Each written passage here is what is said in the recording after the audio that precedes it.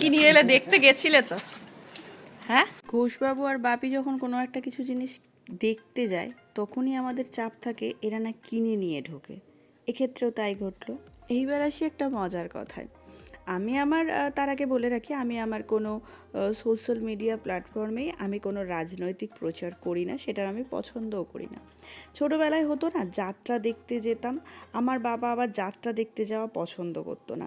আর তখন আমাদের গ্রামেতে যাত্রা করতে আসতো ওই চুমকি চৌধুরী, রিনা চৌধুরী, মানে হতো না সিনেমা আর্টিস্টরা আসতো, তাদের দেখতে যাওয়ার জন্য বাবার হাতে পায়ে ধরে কাঁদতাম। তিনি নাছোড়বান্দা, আমাদের যেতে দেবেন না। বড় জেঠুর হাতে পায়ে ধরে একবার রিনা চ্যাটার্জিকে দেখতে গিয়েছিলাম। আসলে বাবা পুলিশ মানুষ ছিলেন, একটু বেশি চিন্তা করতেন, মানে ভাবতেন যে যদি মারামারি লাগে বা কোনো অশান্তি হয় এই বাচ্চা মানুষগুলোকে নিয়ে কোথায় যাব। সেই সব দিন এখন অতিক্রান্ত হয়েছে। আজ আবার সেই টাইপেরই একটা সুযোগ এসেছে।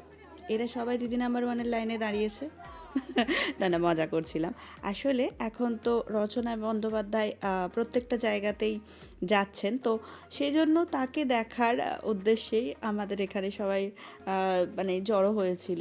তো সেটার জন্য আমি, মা, পিসি একটু এসেছিলাম। বহুত দিন হলো বাংলা সিনেমা দেখতাম না, মানে নাচা গানা ফিল্মগুলো আর ভালো লাগতো না। যাই হোক, সূরিয়া বংশম তো এক সময় দেখেছিলাম, তো সে স্মৃতিগুলো রয়েছে, তো সেই জন্যই চলে এসেছিলাম। আমি কোনো কালেই মানে সিনেমা আর্টিস্টের সঙ্গে ছবি তুলবো বা ফুল দেবো এরম চিন্তাভাবনা রাখতাম না। এবারেও তার ছিল না, আমি একটু ভিডিও করছিলাম, এই ধরুন আমার ইউটিউব চ্যানেলের জন্যই। আর এখানে এসে একটা মজার জিনিস দেখলাম, একজন না সেলফি তুলতে গিয়েছিল, তারপর রচনা ব্যানার্জির হাতটা টেনে ধরেছে। উনি যদিও কিছু বলেননি, উনি প্রার্থী, উনি আর কিছু বলতে পারেন, কিন্তু ওনার হয়ে ওনার বডিগার্ড যা শোনাচ্ছিলেন, বাবা, মানুষের ইচ্ছা, কি আর করা যাবে, ছবি তুলতে চেয়েছিল বেচারি একটু।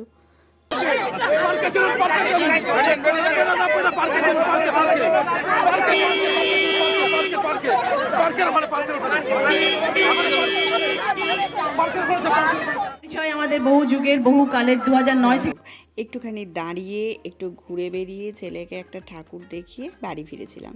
খালি পায়ে ছাদে এসেছি বলে কর্তামশাই ভাবছিল বোধ হয় আমার গরমই লাগে না। আসলে আমি ওকে বোঝাতেই পারছিলাম না আমার সহ্য শক্তি এতটাই হয়ে গেছে। কারণ তুমি গেলে তুমি ভাবছো যে আমি খালি পায়ে যাচ্ছি, এমনি এমনি মজা সে যাচ্ছে, ছাদটা যে পরিমাণ তেতে আছে গরিবি থেকে আমি ভাজা ভাজা হয়ে যাবো। এখন মজার বিষয় হচ্ছে, ভিডিওটা যেহেতু কয়েকদিনের ক্লিপস একসঙ্গে করে আমি ভিডিওটা আপলোড করছি, সেখানে যখন এসিটা আমাদের ইনস্টলেশন হচ্ছিল তখন 44-45 ডিগ্রি চলছিল, আর এখন যখন প্রথম ইনস্টলমেন্টের টাকা কাটলো তখন আমাদের ফ্যান বন্ধ রাখতে হচ্ছে, এসি চালানো তো দূরের। এটাও কপাল, সত্যি শান্তি, মানে প্রকৃতি আর মানুষ শান্তি পেয়েছে বলা চলে।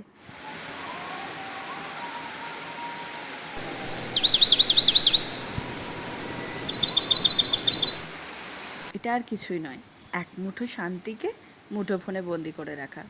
তাতে যখন ওই সূর্যি মামা আমার ভাজা শুরু করবে তখন এটা দেখে শান্তি পাই। যাই হোক, ভালো থেকো সবাই, টাটা।